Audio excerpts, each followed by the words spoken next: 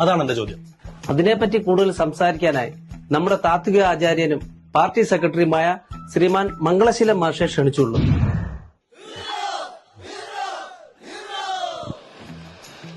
എനിക്ക് മനസ്സിലാക്കാൻ സാധിച്ചത് ഈ യോഗത്തിൽ പങ്കെടുക്കാൻ വന്ന നിങ്ങളല്ല ഇപ്പോൾ ഇരിക്കുന്ന നിങ്ങൾ.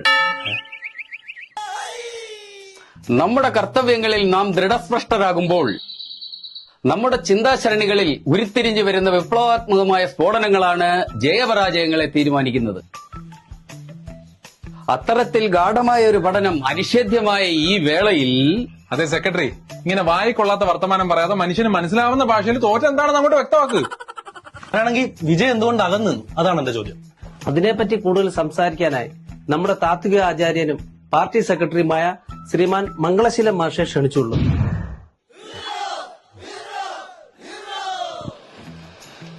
എനിക്ക് മനസ്സിലാക്കാൻ സാധിച്ചത് ഈ യോഗത്തിൽ പങ്കെടുക്കാൻ വന്ന നിങ്ങളല്ല ഇപ്പോൾ ഇരിക്കുന്ന നിങ്ങൾ.